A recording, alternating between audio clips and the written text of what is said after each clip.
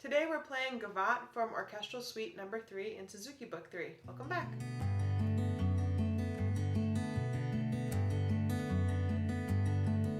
Welcome to the studio. My name is Cassie and I'm a professional violist and teaching artist.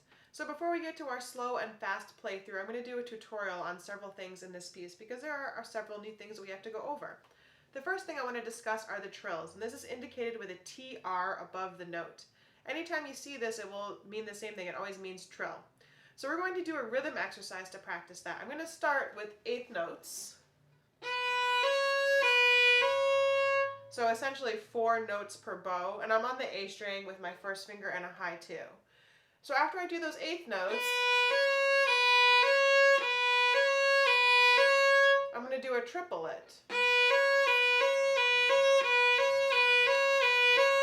I'm going to follow that with 16th notes,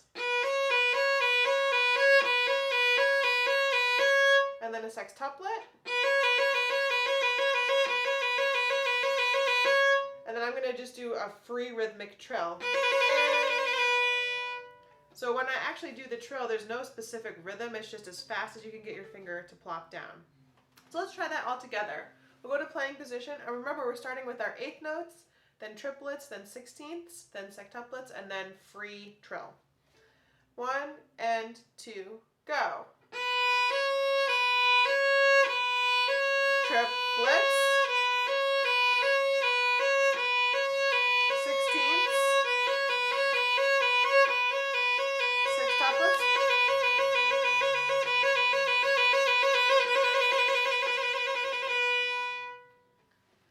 so because we have several occurrences of this trill in the piece, you can go through, stop the video, and practice each time you have a trill. Sometimes it's on a 2 and a 3, sometimes it's on a 1 and a 2, and there's one that's even on a 3 and a 4. So now might be a good time to stop the video and just practice those.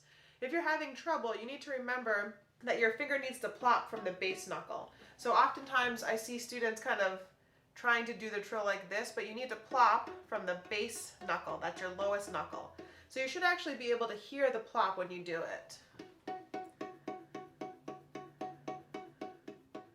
The last thing to mention about trills is that every trill begins from the note above, and that's just stylistic to this time period. So the very first trill we have in measure 4 is a B, but we're not going to start the trill on B. We're going to start the trill from C, so from third finger. The next measure I want to cover is measure 20. Here we have a low second finger on the A string, and then we have a 3 indicated over the F sharp. So instead of hopping our 2, we're going to leave our 2 set on the A string and hop our 3 to the D string, and those fingers are going to be touching because it's a tritone apart. So let's try that. Set your second finger on the A string. Now leave it there and hop your 3 over to the D string. Take your hand away, set your second finger, and let's try that again. 2 on the A string, hop 3. Now let's actually play that measure as indicated. So we're going to include the grace note this time on the very first note. 1, 2, ready, go. Cross 3. Let's try that again with the grace note. Ready, go. Cross 3. Now hopefully you left your second finger down. Sometimes it can be really awkward because we're not used to crisscrossing our fingers like that. But again, if you need extra practice on that, just stop the video, practice it a few times, and then we'll go on to the next tutorial. The next measure I want to go over is in the second gavotte, and we have some staccato notes indicated in the third measure. Usually this would mean play with a very short bow. But because we're going a little bit faster in this piece, the tempo of our fast playthrough is going to be a little bit faster. We're going to be doing brush stroke with this, and brush stroke is essentially a horizontal motion across the string. So I'm going to start on the string and then just barely leave the string in between. That allows the note to ring a little bit. So if I do that faster, it looks like this. As opposed to if I just stay on the string, the note's not quite as ringy and it kind of sounds a little bit dampened. So we're going to go from the beginning of gavotte number 2. I'll count 1, 2, 3, 4, 1, 2, and we're just going to do the first 3 measures. 1, 2, 3, 4, ready, go.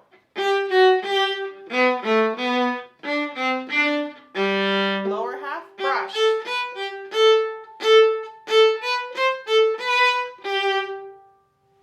So hopefully you were able to achieve that brushing sound, and the really important things to remember is that it's across the string, not up and down from the string. So we're literally just brushing across the string. An additional way to practice this is we're going to just be on our open D string, and I'm going to start in the string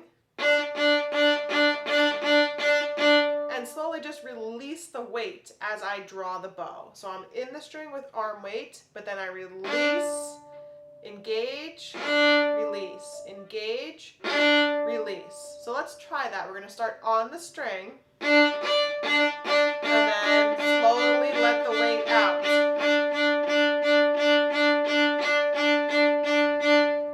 If you want to see it from this angle, it will look like this. In the string, release,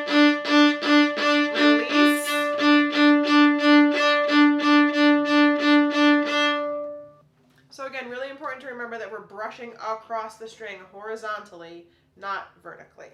The next measure I want to discuss is measure 10, and we're still in the second gavotte. We've got a dotted quarter note here, followed by an eighth note, and there's a dot over the eighth note, which means that after I do my dotted quarter note, I want to stop my bow so I can re-articulate the eighth note. So it will sound like this. Stop. Stop. So again, this rhythm occurs several times in the piece. Anytime you see that, you want to make sure that your bow stops in between so you can re-articulate your eighth note. Closely following that measure, in measure 12, we've got a slur with the final eighth note dotted. And some of you may have different editions of this piece and the bowings are slightly different. I'm using the unrevised or the older Suzuki book. So if my bowing's a little bit different than yours, that's okay. You just do what's indicated in your book. So if you have the same book as I do in measure 12, you'll have a slur with a dotted eighth note at the end, or a staccato eighth note. So what I want to do is the same idea. I'm going to do a smooth slur, stop, articulate, and then continue on. So why don't we try that in measure 12? You're going to start up bow, and we're going to go under tempo, stopping before the dotted eighth note. Ready? Go. Stop. Stop. Stop. Let's try that again just a little bit faster. 1 and 2, go. Stop. Stop.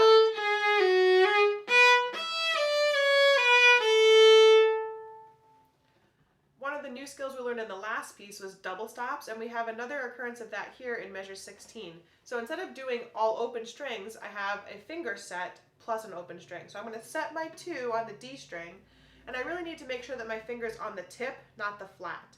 If it's on the flat, it tends to cover the upper string and it affects the pitch. So I want to make sure, again, my elbow is swung under the instrument, my finger is on the tip, so that I clear the A string. So that double stop sounds like this. So again, we're just setting our finger on the D string, clearing the A string. Let's actually try that. So I'm in measure 16. Ready, go. Stop your bow, set your 2, set your 1. Let's try that much again. Ready, go. 3, 1. Closely following that in measure 18, we have our first instance of syncopation. So basically we have a note that is tied over the bar line, and a tie, you want to think of it like a plus sign. It just extends the value of the note. So I'm going to start right in measure 18 on that double stop, and I'm going to demonstrate the rhythm while I count. So the double stop is 2 beats. 1, 2, 1, 1, 2, 1, 2, 1, 2. So each of those tied notes is essentially worth 2 beats, but it's syncopated or accenting the off beats. So the on beats are beats 1 and 3, off beats are beats 2 and 4.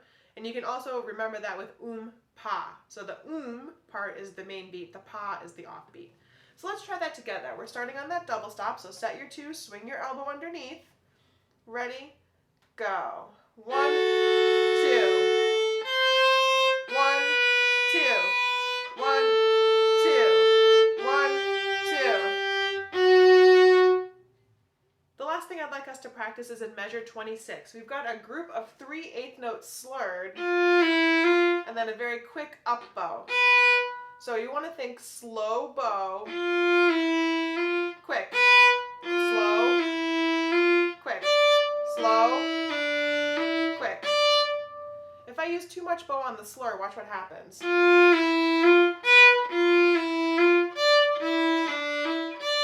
I get stuck at the tip. So again, we're saving on the slur, and we have a quicker up bow on that separate note. Let's try that together. Just measure 26. Ready? Go. Save. Quick. Slow. Quick. Slow. Quick. So another way to think about that is you're going to save bow on the slur and then spend bow quickly on the up bow. The very last thing I want to mention is the form. There's a bunch of repeats, and we're going to honor or take all of those repeats the first time through. And at the very end, you're going to see there's a DC, which means da capo, or to the beginning. When we get to the beginning the second time, we don't do any of the repeats. We just play it straight through until we see the fine, which looks like fine, but it's Italian, so we say fine. So now that we've gone through all of our tutorials, we're going to go through our slow playthrough first, followed by our fast playthrough. Now we're going to do our slow playthrough. I'll count to 4 and then 2, and then we'll begin. Let's go to playing position. Check your bow hold, curvy thumb, curvy pinky, nice straight left wrist, and have your third finger set on the A string. 1, 2, 3, 4. Ready, go.